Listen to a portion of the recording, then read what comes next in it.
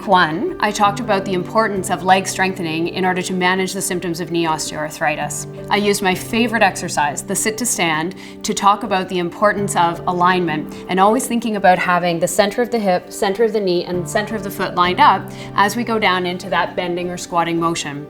Really important to continue to think about that alignment as you go through the remainder of the exercises today. To participate in this program, it will be best if you're wearing loose-fitting clothing, comfortable for exercise, ideally a pair of sneakers or comfortable footwear. You'll definitely need a stable chair, and if you have light weights or exercise bands, you may choose to have those close by, but they're not necessary for this series. If you're using a spring-loaded brace, feel free to adjust the tension to whatever feels best to you.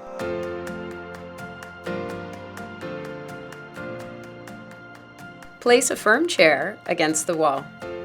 You may choose a chair with or without arms. Place your feet flat on the floor, hip-width apart. Keeping your body in an upright position, straighten one knee to lift the leg forward. Bring your knee to as straight a position as possible. You should feel the muscle working on the top of your thigh. In the leg extension exercise, you should be feeling the work in the quadricep muscle at the top of your thigh. In order to maximize the contraction in that muscle, you want to make sure that your knee fully extends. However, if your thigh muscle on the back side, the hamstring, is a little tight, you may feel the tendency to want to round your back in order to fully extend the knee.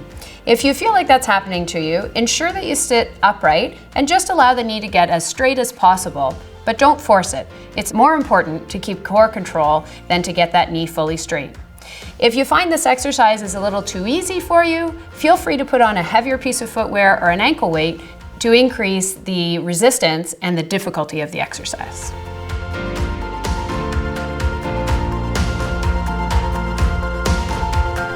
Stand with good posture, holding the back of a stable chair. Keeping your trunk upright, slowly start to bend one knee as though to touch your buttocks with your foot. Ensure your knee stays pointed toward the ground at all times.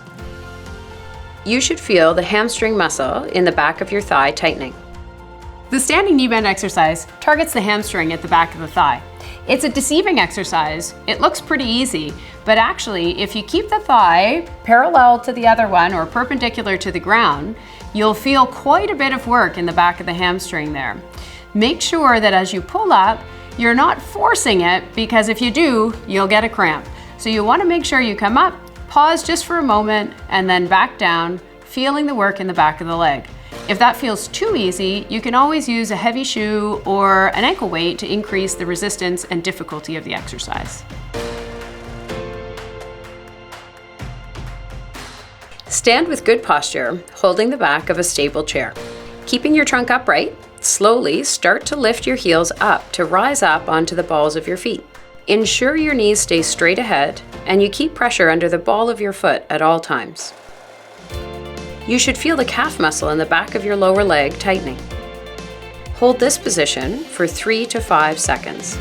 Heel raises are a great exercise to strengthen the muscle at the back of your lower leg in your calf. They're really important muscles for strength and power when you're walking. As you go up and down in this exercise, make sure you feel the weight of your foot stay on the ball of your foot and not drift to the outside. If you drift to the outside, it can be stressful on your ankle and you won't get as much strengthening for the calf muscle. The other common error to watch for, and I'll show you from the side, is that when we go up, sometimes people tend to drift forward instead of lifting straight up towards the ceiling. So make sure that you feel like your body goes straight up and down and not drift forward as you do your heel raises. Remember, it's important when you're doing these exercises not just to consider what you're doing, but also to remember how you're doing it. Ensuring that you set yourself up for success by always remembering those principles of alignment, hip, knee, and foot positioning, is really the key to making sure that you execute the exercises well and optimize the outcome. The exercises that you've learned this week really help you round out a strengthening program that you can do on a weekly basis. Having a strengthening program that you can do regularly and stick to regularly is not only helpful for maximizing your physical health, but also really helpful for our mental health.